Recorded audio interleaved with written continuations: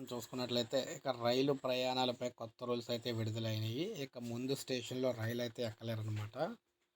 మీరు చూసుకున్నట్లయితే తర్వాతి స్టేషన్‌లో రైలు ఎక్కుతానంటే కుదరదు. ఓ స్టేషన్ నుంచి బయలుదేరేలా రిజర్వేషన్ చేయించుకొని, తర్వాతి స్టేషన్‌లో రైలు ఎక్కినా బెర్త్ ఇతరులకు ఎలా కేటాయిస్తారంటూ ప్రశ్నించడం ఇకపై కుదరదు.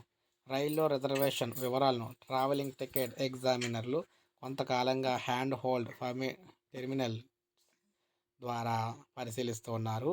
వాటిలో ఎప్పటికప్పుడు వివరాలు అప్లోడ్ అవుతాయి. ఓ స్టేషన్‌లో రిజర్వేషన్ చేసుకున్న వారు రైలు ఎక్కకపోతే తర్వాతి స్టేషన్ వచ్చేలోపు ఆర్ఏసీ వెయిటింగ్ లిస్టులో ఉన్నవారికి ఆ బెర్తులు కేటాయించే వీలుంటుంది. దీంతో తర్వాత స్టేషన్‌లో రైలు ఎక్కి నా బెర్త్ ఏది అని అడిగేందుకు ప్రయాణికులకు హక్కు అయితే ఉండదు. గతంలో టీటీఈలకు ప్రింటెడ్ రిజర్వేషన్ జాబితా ఇచ్చేవారు. దీంతో 1, 2 స్టేషన్ల వరకు ప్రయాణికులు రాకపోయినా సరే వారు వేచి చూసేవారు.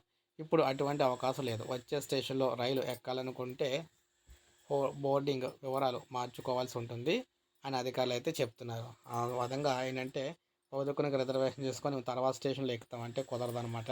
ఇప్పుడు మనకు అప్డేట్ అయితే వచ్చింది. ఒక లైక్ చేయండి, సబ్స్క్రైబ్ చేసుకో.